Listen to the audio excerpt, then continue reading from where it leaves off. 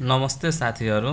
आज हामी यस भिडियोमा तपाईको जुन असार 14 गते नेपाल टेलिकमको परीक्षा हुनेछ र भर्खरै तपाईको सुदूरपश्चिमको पनि भ्याकेन्सी खुलाएको छ। त्यही सुदूरपश्चिमको भ्याकेन्सीलाई मध्यनजर राखेर र नेपाल टेलिकमलाई मध्यनजर राखेर यहाँ मैले एमसीक्यू जीके प्र्याक्टिसहरु अन्तर्गत भिडियो बनाएको छु। यो प्रत्येक दिन तपाईको भिडियोहरु अपलोड हुँदै जानेछन्। च्यानलमा नयाँ हुनुहुन्छ भने सब्स्क्राइब गर्नु होला र पहिला पनि भिडियोहरु अपलोडेर छ त्यो पनि हेर्दै गर्नु नयाँ अपलोड नभएको खण्डमा। र अब हामी सिधै प्रश्नतिर लागौं। प्रश्न थोरै छन्, 5-7 मिनेटको भिडियो हो। पुरै भिडियो हेरेर च्यानलमा नयाँ हुनुहुन्छ लाइक गर्नु होला। च्यानल तपाईको भिडियोलाई लाइक गर्नु होला ताकि आधी भिडियो छुटे पनि आधी तपाईहरुलाई पछि खोजेर पढ्न सजिलो हुनेछ। अब प्रश्नतिर सिधै लागौं। पहिलो प्रश्न रहेको छ, पृथ्वीको सतहदेखि कति किलोमिटर माथिसम्म वायुमण्डल एटमोस्फियर फैलिएको छ? ए मा 690 किलोमिटर, बी मा 780 किलोमिटर, सी मा 860 किलोमिटर र डी मा 960 किलोमिटर। यसको सही उत्तर चाहिँ डी हो, 960 किलोमिटर।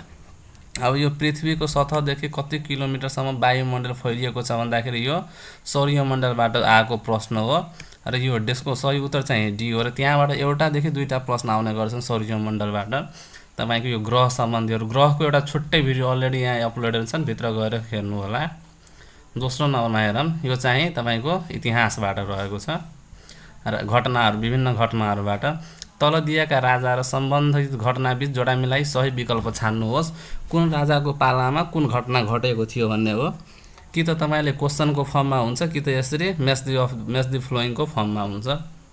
पहिलो रहेछ महेन्द्र मल्ल, सुपुष्पदेव, प्रताप मल्ल, नरेन्द्र देव। महेन्द्र मल्लको पालामा चाहिँ के भएको थियो भन्दाखेरि पर्जा मर्दा छाक छोड्ने राजा चाहिँ को हो त? महेन्द्र मल्ल। पर्जा मर्दा छाक छोड्ने राजा चाहिँ महेन्द्र मल्ल। ए को चाहिँ 4 चाहिँ सही उत्तर हो। ए को चाहिँ 4 नम्बर चाहिँ सही उत्तर हो। ए को 4 चाहिँ कहाँ छ त? ए मा छैन, यो गलत भयो। बी मा छ, सी मा छ, डी मा छैन, डी पनि गलत भयो। अब बी र सी मध्ये कुन हुन सक्छ? एउटा चाहिँ छ सुपुष्पदेवको चाहिँ हरसिद्धि नाच हेर्दा हेर्दै मर्ने राजा चाहिँ को हो त? यो हरसिद्धि नाच हेर्दा हेर्दै मर्ने चाहिँ राजा चाहिँ प्रताप मल्ल हो। प्रताप मल्लको चाहिँ कुन हो त? सी को चाहिँ ए को हरसिद्धि नाच हेर्दा हेर्दै मर्ने राजा प्रताप मल्ल।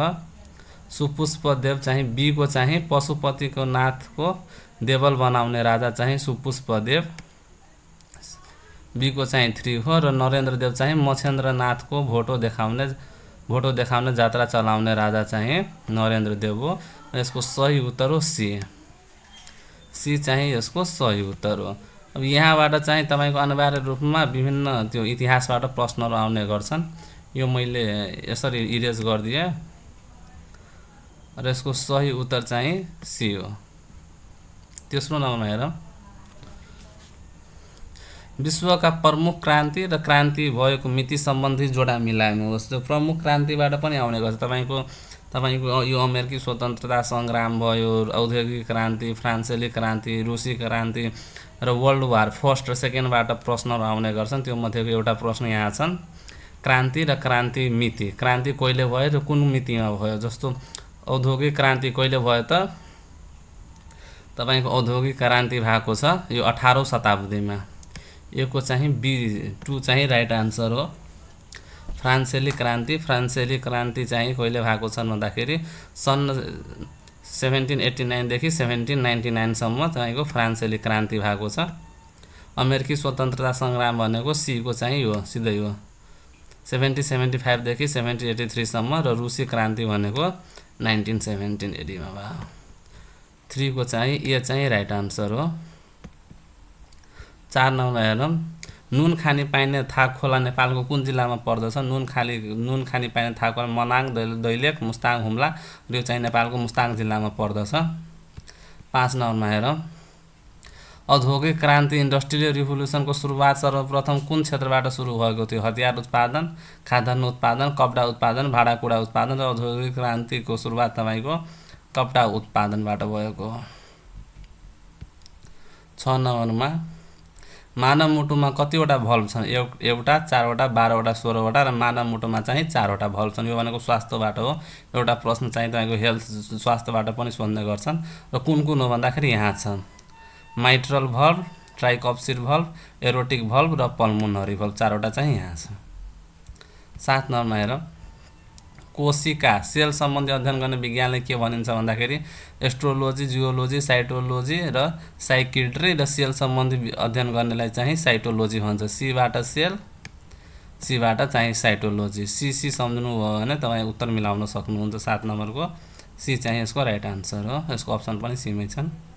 8 नम्बरमा हेरौँ, एसियन राष्ट्र म्यानमारका मुद्रालाई के भनिन्छ? किया, क्याट, पोसो, डोड र एसियन राष्ट्र म्यानमारका मुद्रालाई चाहिँ क्याट भनिन्छन्। र यो प्रश्न मैले अघिल्लो भिडियोमा पनि राखेको छु, पुरानो भिडियो पनि हेर्नु होला। 8 को बी चाहिँ राइट आन्सर। 9 नम्बरमा हेरौँ, च्यानलमा नयाँ हुनुहुन्छ भने सब्सक्राइब गर्नु होला। 9 नम्बरमा हेरौँ, संयुक्त राष्ट्रको झण्डामा रहेको जैतुनको हाँगोलाई के को प्रतीकको रूपमा लिइन्छ? समृद्धि, विश्व बन्धुत्व, शान्ति, सहकार्य र एकता। र संयुक्त राष्ट्रको झण्डामा रहेको जैतुनको हाँगोलाई चाहिँ शान्तिको प्रतीकको रूपमा लिइन्छ। 9 को सी चाहिँ राइट आन्सर हो। 9 को सी। 10 नम्बरमा हेरौँ,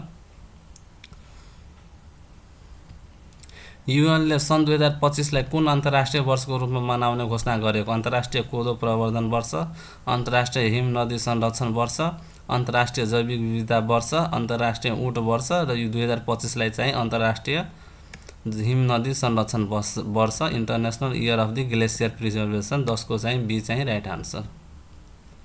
11 नम्बरमा हेरौँ, तल दिएका मध्ये नेनो टेक्नोलोजीसँग सम्बन्धित कुन हो? स्पोर्ट इक्विपमेन्ट, कम्प्युटर, यो दुवै तपाईँको नेनो टेक्नोलोजीसँग सम्बन्धित भएकाले 11 को चाहिँ सी चाहिँ राइट आन्सर हो। 1 र 2 दुवै ठिक। 12 नम्बरमा हेरौँ, संयुक्त राज्य अमेरिकाको 44औं राष्ट्रपति कुन हो? George W Bush, Donald Trump, Barack Obama, Joe Biden. र तपाईँहरूलाई के लाग्छ भन्दाखेरि डोनाल्ड ट्रम्प लेटेस्ट हो भनेर, तर होइन। 44औं राष्ट्रपति चाहिँ बाराक ओबामा। हस्त साथीहरू, यस भिडियोमा तपाईँको यो 12वटा प्रश्न रहेको छन्। 12वटा होइन, एउटा अझ छन् 13वटा। 13वटामा तपाईँको सन् 2025मा दक्षिण एसियाली किसान सम्मेलन कहाँ सम्पन्न भयो भन्दाखेरि दक्षिण एसियाली किसान सम्मेलन तपाईँको नेपालमा सम्पन्न भएको थियो। यो 13वटा प्रश्न हेर्नुभयो, पुरानो भिडियोहरू पनि हेर्दै गर्नु होला। नेपाल टेलिकमको एक्जाम नजिक आइसक्यो, सुदूरपश्चिमको पनि भइहाल्ने नै छ। र सुदूरपश्चिमको परीक्षाको फर्म भर्नमा केही गाह्रो छ भने सम्पर्क गर्नु होला। हस्त साथीहरू, धन्यवाद।